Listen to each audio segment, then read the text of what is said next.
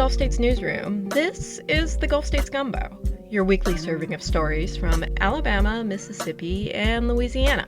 I'm senior criminal justice reporter Kat Stromquist, chopping it up this week.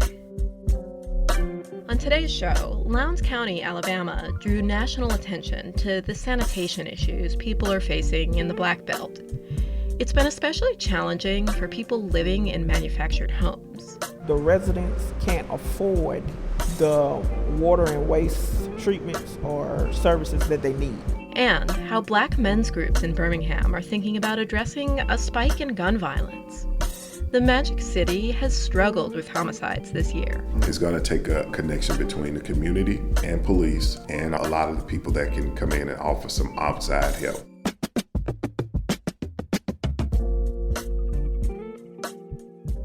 So poor sanitation has long plagued residents in Alabama's Black Belt. And people living in manufactured homes in this mostly rural area face specific challenges when it comes to fixing it. Our environmental justice reporter, Danny McArthur, talks to one couple who are looking for a new septic system, but have a few barriers along the way. Willie Perriman pulls up to his home in Littlehatchee, Alabama. He was down at his church helping out with food. His wife, Thelma, calls out to him. You ain't had to leave your post. We had everything under control. Yeah. The couple has known each other for over 60 years. They often travel around the community helping out the elderly and disabled. But while they are helping others, the Perrimans are also dealing with a big problem, sewage issues. They live in a manufactured house that doesn't have a septic system. Instead, a pipe leads out of the house and dumps sewage on the ground. We walk to their backyard to look at it. That's the sewage. You run down to here, there in the woods. It's an area where they won't let their young grandson wander alone. Hold up. You know you don't go around there by yourself. And stop picking up leaves. It's a problem throughout the Black Belt, named for the region's rich black soil. Ironically, it is the same soil that causes many of the septic system's problems. The soil isn't absorbent, meaning traditional systems don't work.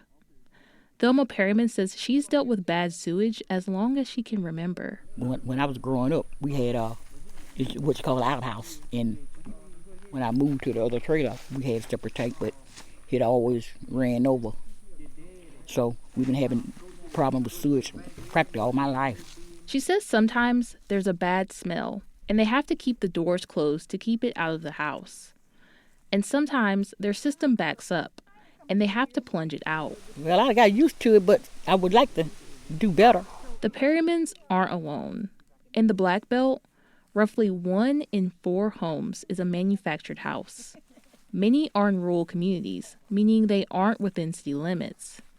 That means residents have to provide their own sanitation. The residents can't afford the water and waste treatments or services that they need. That's Stephanie Wallace. She's a community advocate who has been organizing in her home of Lowndes County for 20 years. In that time, she's seen how housing issues intersect with wastewater issues. I got to see, how they were helping people in the community with wastewater issues. A couple of those families were also living in unsuitable housing. Wallace says many people who live in manufactured homes do what the Perrimans do and let the sewage go on the ground. That's because early on, the state was loose in making sure mobile homes complied with certain codes.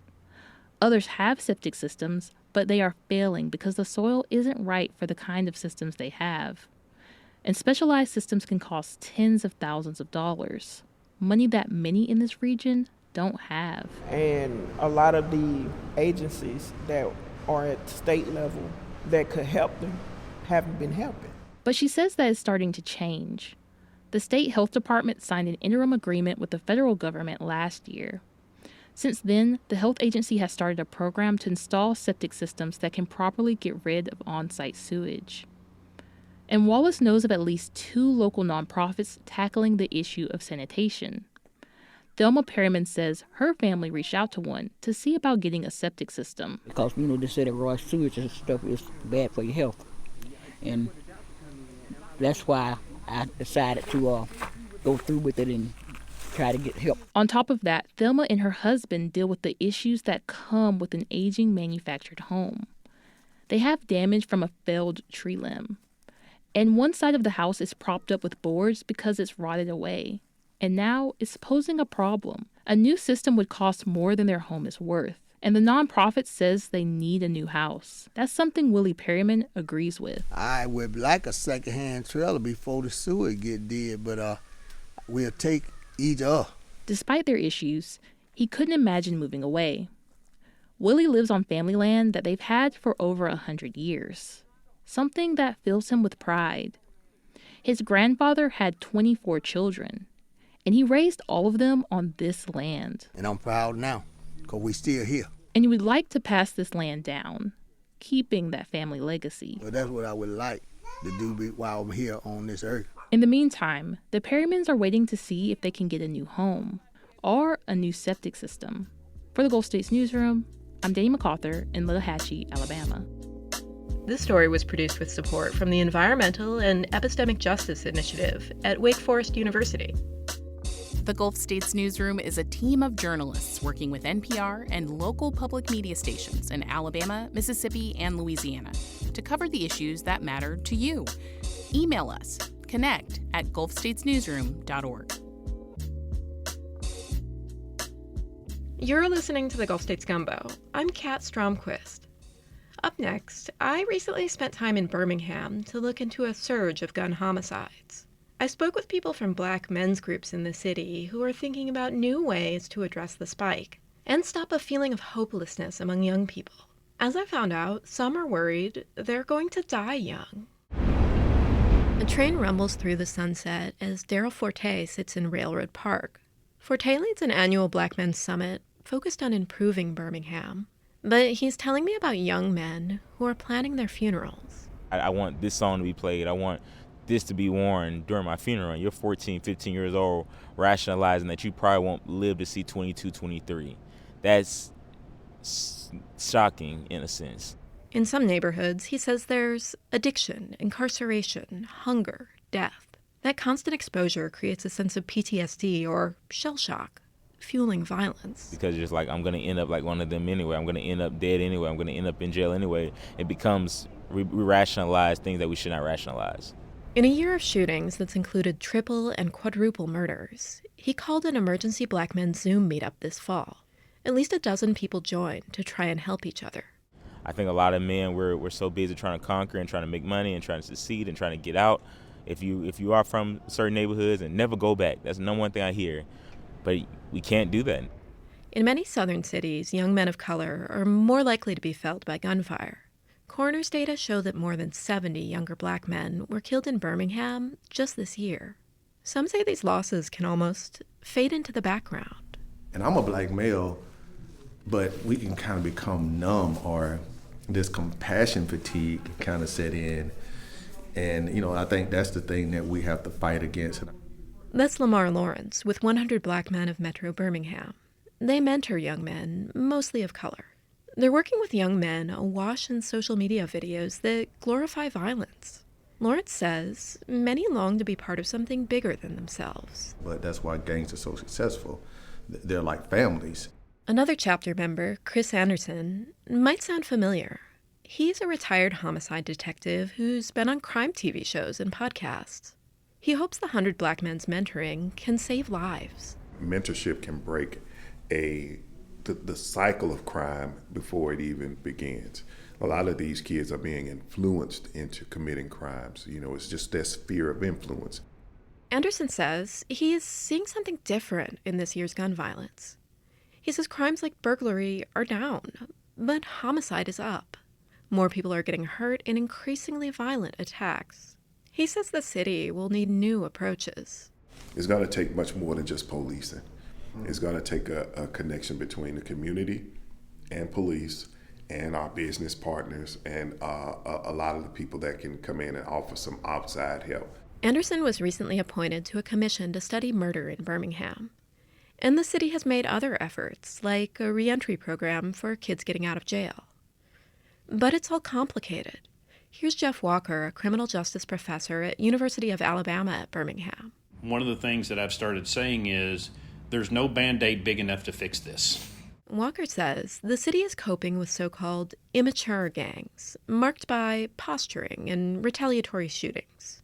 He also says policing is just not enough, and even mentoring might not be a fix. Mentoring programs alone really struggle to stop the cycle of violence in neighborhoods. He says issues that foment gun violence are often decades old, like hollowed-out public schools, and an absence of quality nearby jobs that leads to hopelessness. You have to change the economic viability of people in the neighborhoods.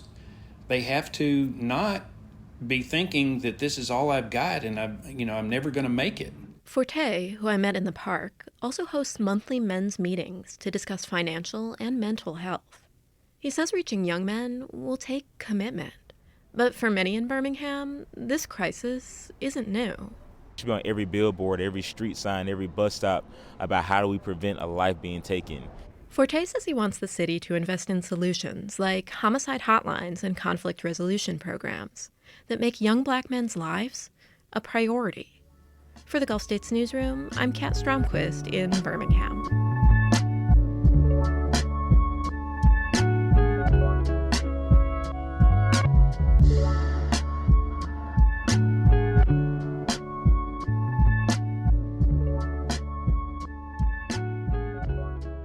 And now it's time for something special, a visit from Nellie Beckett, our community engagement producer for the Gulf States Newsroom.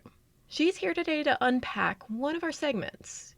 You might have heard about it in previous episodes of The Gumbo or seen it on Instagram, Gulf States Gems. We've gotten some questions like, what is a Gulf States Gem anyway? It all started when our managing editor, Priska Neely, suggested a series on small-town delights of the Gulf South. Gulf States Gems started on Instagram to highlight the special places, natural wonders, small businesses, cultural institutions that make our region unique. While we cover heavy topics at the Gulf States Newsroom, it's one of our guiding principles that we look for opportunities for joy and levity. Some of my favorites are cultural events, the Magic City Classic in Alabama, or the Black Pot Festival in Louisiana, the Bats of Sauda Cave here in the Yellowhammer State, or the Grand Canyon-esque vistas of Mississippi's Red Bluff, or my favorite submission, Lemuria Bookstore in Jackson, Mississippi. We've also gotten some submissions from community members and can't wait to start featuring those more in the new year, as well as calling out to folks who haven't had a chance to be represented. The Gems tell a story about who we are and where we are, diverse, inclusive, rich with natural and cultural wonder.